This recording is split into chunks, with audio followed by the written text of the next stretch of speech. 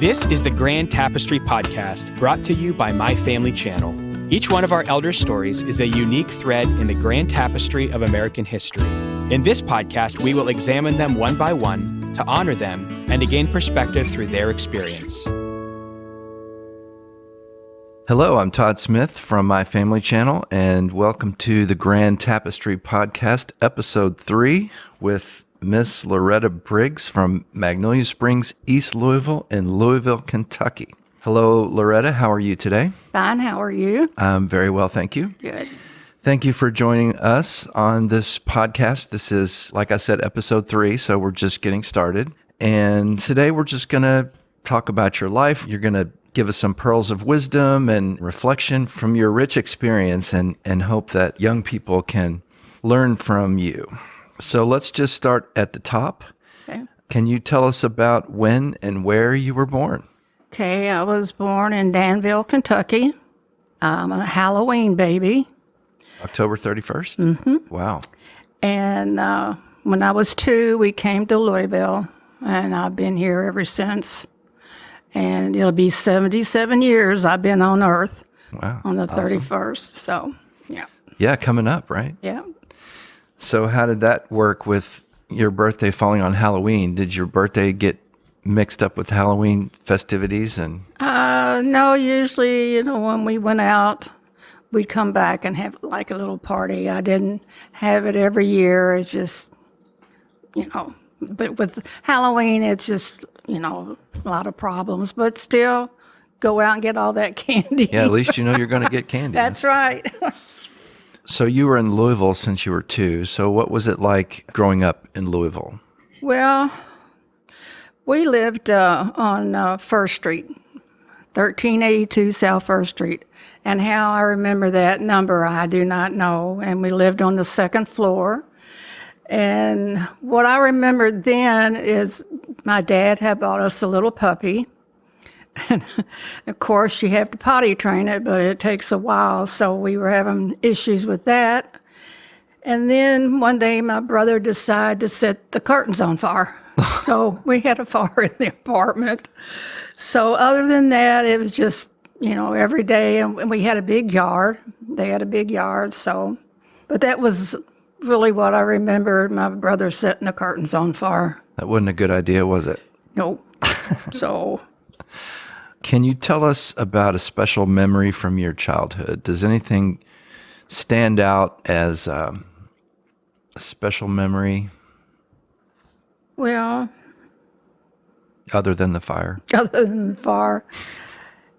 Well, I know I always had loving parents and grandparents and my aunt.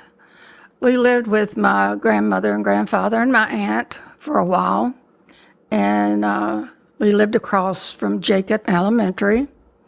So we'd always go over there and play in the yard and everything. So then we moved in the next yard. We had enough room, so Dad built a house. And then we moved out in Shipley. So I had a good life. Good. What did you do for fun as a teenager? Well, my mother was strict on me. So I didn't get to do a whole lot. But one thing I remember, my dad, he told me he did not want me to work when I was young. He said because I'd be working for the rest of my life, which was true. But he always bought me a car. But I didn't get to go very far because my mother wouldn't let me go too far. But it seemed like, I think he bought me 5 cars. Wow. And then the last one was a Ford, and that was a good car. No. But then I got hit in the back end, and I had my little Pekingese with me. So I got knocked clear across Dixie Highway. Oh. So when I reached to get my dog, when I picked it up, I thought, oh my gosh, his head's gone. But I had him upside down. But he was fine, so I remember that. So I just have silly things that went in my life. So That was a moment of relief, wasn't Right, it? When you realized right, he was turned right. around. What did you all do for fun when you were a teenager? Well, we'd be, go over people's houses and, like the girls, we'd spend the night and stay up all night. And we'd go to the movies. Back then, we were able to walk. So there would be a group of us and we'd walk to the movie. And on Saturdays, so that's what we did on Saturdays. And we'd always go up to the drugstore and get a cherry cola. And that was with the real cherry juice and stuff, and that was good. So we pretty much stayed with the group and just did different things, So not like kids of today. You have any opinions about that? I do. Would you like to share them? Well, even when my children were growing up, they were never out of my sight. And nowadays, they would definitely not be out of my sight. They would be glued to each side. It's not like it was when I was growing up. I mean, you didn't have to worry. And we knew what time to be in. And we basically, stayed pretty close to the house. But nowadays, it's just, and even my grandkids, I worry about them and tell them to make sure that they watch around the environment and who's around them. And it's sad. It's very sad, but it's nothing like when I was growing up. That, to me, that was the good old days. Isn't it interesting that, now everyone has a phone so you can get a hold of them, but you actually worry more? Yeah, because the phone can get knocked out of your hand, and I think about things like that, But yeah, that is a safety feature, but it's just, to me, they should always be in with the group and not by themselves. It's just, but it's a sad situation. What advice would you give to a young person who is just starting out in life? So someone in their late teens, early 20s, maybe just graduated from college, maybe just got married. In particular, we were talking earlier about faith. That's the most important thing. If you believe in God and you know that He's with you at all times, it doesn't mean when you're a Christian that you're not going to have your ups and downs, you're not going to have tragedy, but at least you have Him to go back to, and He's going to lift you up and help you through that. And that would be one main thing I would tell them. You're so much happier, but you still have, like I say, your ups and downs, but that would be the main thing. Okay. And I would tell, now when I was growing up, it was for the boys to go to college. But nowadays, I think both boys and girls go. That would be one thing if you're able to go to college, and if you're college material, go. But there's other things that you can do if you don't go to college. And that's one thing they need to understand. If you don't go to college, that doesn't mean you're a failure, because you're not. Right. There's other things that's in life for you. So I would want them to understand that they're not a failure. Okay. Yeah. Well, any young people listening, take note. You want to tell us about your family, your spouse, your children? Well, I'll talk about my children. Okay. Fair enough. I have 3 children, and I have 9 grandchildren. And all 3 of them were a gift from God, and I love them with all my heart. And it seems like you have one child that wants to go the other way, but you still love them, and you keep pulling them back. But they're good kids. And like I say, I've got 9 grandchildren. Wow. The 9th one was adopted. And so my daughter has 4 girls. My son has 3 boys. And my other daughter has a boy and a girl. And do they live around Louisville? Yeah, pretty much, yeah. Well, we need to get them all connected on my family channel, if they're not already.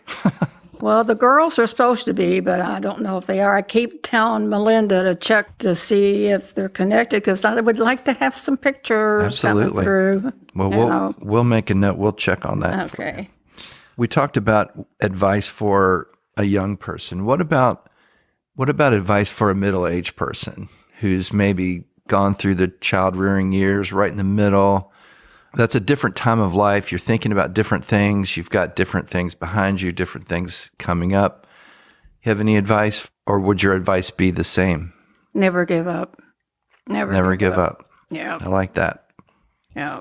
Because you still have enough life in you that you can do things if you want to, and just don't give up. I like it. What world events have had the most impact on you? Would that be Now? Well, the current environment? it's a sad situation. It's a crazy time, isn't it? It is. It just, I've never in all my life have gone through what we're going through now. Yeah. And I don't understand. I know there's a reason for everything, but I don't want to say anything bad about, but I don't know. I mean, I've never had a president that does stuff like that, Yeah. and, I just pray that things will work out. Yeah. I mean, it's another sad situation, So I try to keep up, but sometimes I get aggravated with what you hear because this one's saying that, and another one's saying that, and this one's doing that. Yeah. So it's just sometimes better not just turn it off, right? That's right. That's right. So what about technology and computers? Are computers a good thing or a bad thing? I think they're bad on certain things. It has good things, but there's just so much when a child gets on the computer and gets into these programs and stuff. It's another sad situation. Right. I mean, I don't like the computer. Okay. That's why we want to know. Who is the person that has influenced you the most in your life, do you think? I think my dad. Okay. Yeah. He was the type of person, he came from a family that was very cold. They weren't very loving. And I knew he loved me, so he didn't have to tell me. And we were at the hospital one day. My mom was in the hospital. He called me Cookie. So he said, Cookie, let's go downstairs. And I said, okay. So he got something to eat. And then he, bless his heart, he came out. He says, you do know I love you. And I said, yes, Daddy, I do. He says, I don't show it. And I said, I understand that. So that's another thing that I hope a child or even an adult will understand. Some people cannot show it, even though they do love you. But he showed me a lot of things in life. So now I think my dad. That's nice. Yeah. Well, this last question is kind of a fun, broad question, but how would you like to be remembered? Well, I hope people think I'm a caring person. Okay. I know sometimes I talk too much and voice my opinion. Maybe I shouldn't, but all in all, I love people and I like to help them. So I want them to know that I do care and I do love people. Doesn't matter who they are. Right. Doesn't matter what race. Just, they're all God's children. I mean, you get aggravated, but you know down in your heart that you love them and hope for the best for them. So, yeah. Well, I don't know you that well, but I think it's pretty safe to say that you are known as a kind person. Wouldn't everyone agree? We have an audience here who all agree with that, so I think you're on track for that. Okay. Well, Miss Loretta, thank you so much for joining us on our podcast interview. You're and welcome. we hope you have a great day and that you have enjoyed this interview as much as we did. I have. I really have. I didn't know if I was going to do the right thing, but I enjoyed it. Well, we're just getting started, so we're just figuring it out as we go. But Yeah. we'll make sure you get a copy and we can send it to your family too. Okay.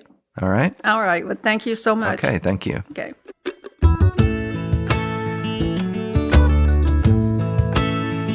Thank you for listening to the Grand Tapestry Podcast, brought to you by My Family Channel. Please visit us at myfamilychannel.com and be sure to rate, review, and subscribe to our podcast on Apple Podcasts, Google Podcasts, Spotify, or your favorite listening directory.